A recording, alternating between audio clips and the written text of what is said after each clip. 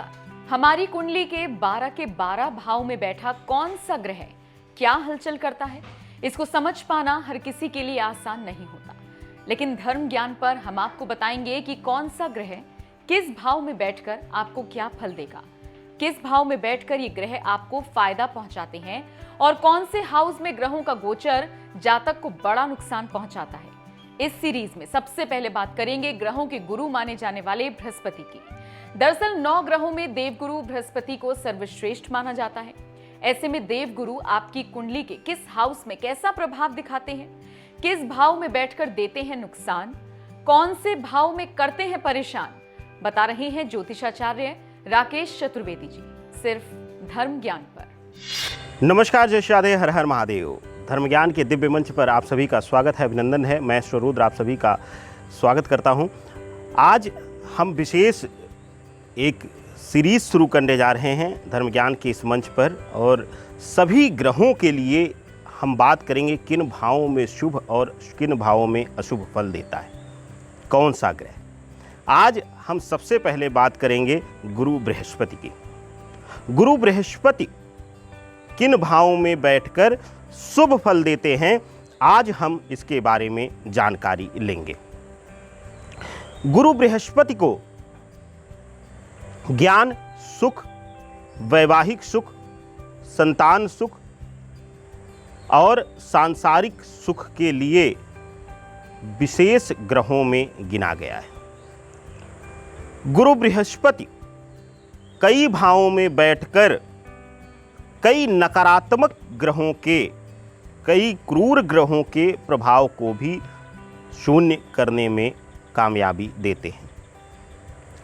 आज हम बात करने वाले हैं गुरु बृहस्पति के मिलने वाले शुभ फल के बारे में। गुरु बृहस्पति सबसे पहले आज बात करेंगे कि लग्न में बैठकर क्या शुभ फल देते हैं।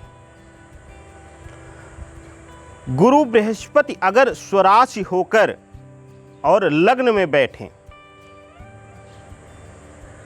तो उस जातक के लिए शिक्षा के क्षेत्र में नाम, प्रसिद्धि और हायर एजुकेशन, हायर डिग्रियां यह दिलाते हैं। इसके साथ साथ अगर किसी भी राशि में हों, लग्न में कुंडली में बैठे हुए हों, अभी तो हमने स्वराशि के लिए कहा, अब कोई भी राशि आ रही हो लग्न में, वहाँ पर अगर लग्न में बैठे हुए हैं और विशेष करके शुभ ग्रहों के साथ बैठे हुए हैं, अगर सूर्य के साथ बैठ जाएं, बुध के साथ बैठ जाएं, शुक्र के साथ बैठ जाएं, कई परिस्थितियों में शनि के साथ अगर बैठ जाएं, तो वहां भी आप सभी को यह राजयोग कई बार देते हैं। राजयोग भी ज्ञान के साथ, गंभीरता के साथ। ऐसे लोग ज्ञानी होंगे, गंभीर होंगे, लेकिन इसके साथ साथ धन भी आपको दिलाते हैं। अब बात करते हैं दूसरा सबसे महत्वपूर्ण भाव, जहां पर ये सबसे ज्यादा शुभ फल देने में प्रभाव रखते हैं। उसमें दूसरा स्थान आता है पंचम भाव का। पंचम भाव में अगर गुरु बलपूर्वक बैठे हुए हैं और उच्च का होकर बैठे हुए हैं, तो संतान बहुत तेजस्वी होती है, संतान बहुत प्रभावी होगी, संतान के द्वारा सुख और संतान के द्वारा ऐश्वर्य आपको मिलता है। संतान के माध्यम से आपको प्रसिद्धि दिलाते हैं, ज्ञान और शिक्षा के क्षेत्र में अनेक उपलब्धियां दिलाते हैं। इसी तरीके से अब बात करें सबसे ज़्यादा महत्वपूर्ण स्थान रखने वाले नवम और दशम भाव को। नवम और दशम भाव दोनों आप जानते हैं भाग्य, कर्म, प्रारब्ध तीनों को लेकर चलता है और विशेष करके कर्म क्षेत्र को, जिसको हम आम भाषा में प्रोफेशनल लाइफ बोलते हैं, उनको प्रभावित करते हैं।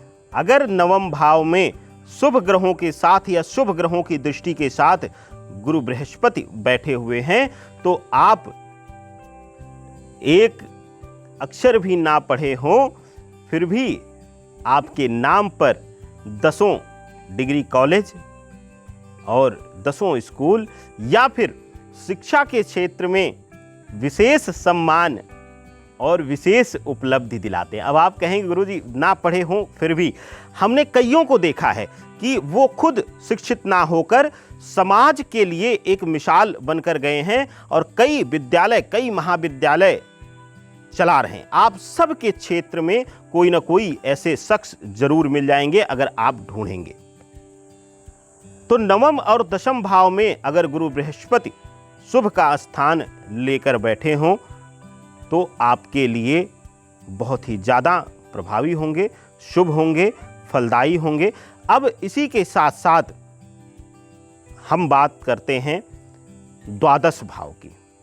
जो 5वां भाव सबसे महत्वपूर्ण आता है वह है कुंडली का द्वादश भाव। द्वादश भाव में गुरु बृहस्पति बैठकर क्या फल देते हैं, शुभ फलों की आज हम बात करते हैं। आज कुछ नेगेटिविटी हम नहीं बात करेंगे, कुछ नकारात्मकता की बात नहीं करेंगे, सिर्फ शुभ और शुभ ही बात करेंगे। अगर 12वें घर में गुरु बृहस्पति उच्च का होकर बैठे हैं और शुभ के ग्रहों के साथ दृष्टिगत संबंध रख रहे हैं या फिर युति बना रहे हैं तो वहां पर आपके लिए सबसे उत्तम होगा कि अंतिम क्षणों में आपका ज्ञान, आपका विवेक आपको कामयाबी देगा और आपको अंतिम क्षणों में भी सुख दिलाएगा, लोगों को विवश करेगा आपके पास आने में और आपके पास आकर आपसे ज्ञान लेने के लिए, चाहे किसी भी क्षेत्र में हो आप।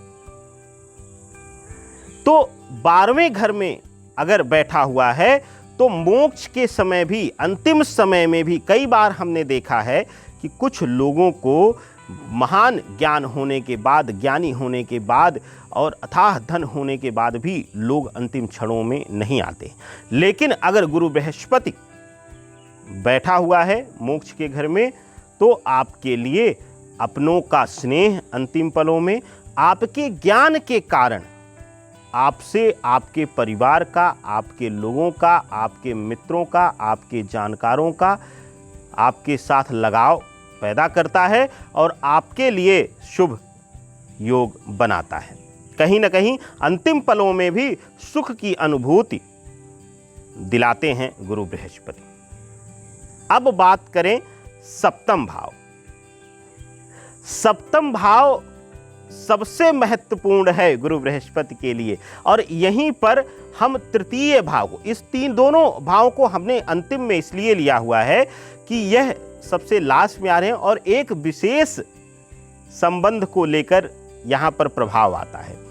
तृतीय और सप्तम, यहां पर अगर गुरु बृहस्पति शुभ स्थान लेकर बैठे हैं और शुभ ग्रहों के साथ बैठे हैं तो आपके लिए वैवाहिक संबंध और वैवाहिक जीवन बहुत ही मधुर होगा, बहुत ही विश्वासपूर्ण होगा, बहुत ही ज़्यादा शालीनता से, प्रेम पूर्वक, स्नेह पूर्वक आपका जीवन, आपका वैवाहिक संबंध चलेगा। कभी भी आपका जीवन तनाव में नहीं आएगा। आप अपने ज्ञान, अपनी क्षमता, अपने बुद्धि, अपने विवेक से अपने संबंध को एक सुई और धागे में पिरोने का काम करने में कामयाब होंगे।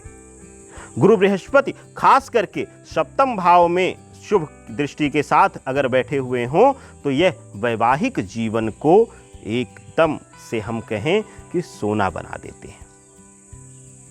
आपका लाइफ पार्टनर, आप लाख गलतियां कर रहे हों फिर भी कोई कहे कि वहां पर वो इस तरीके से पकड़े गए, विश्वास उस पर नहीं करेगा, सिर्फ और सिर्फ वह आप पर विश्वास करेगा।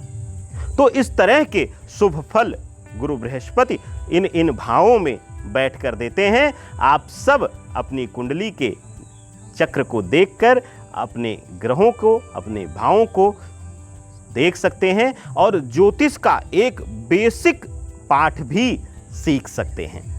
आप सबके शुभ मनोकामना के साथ मैं एस्ट्रो रुद्र राकेश चतुर्वेदी इजाजत लेता हूं। नमस्कार, जय श्री राधे।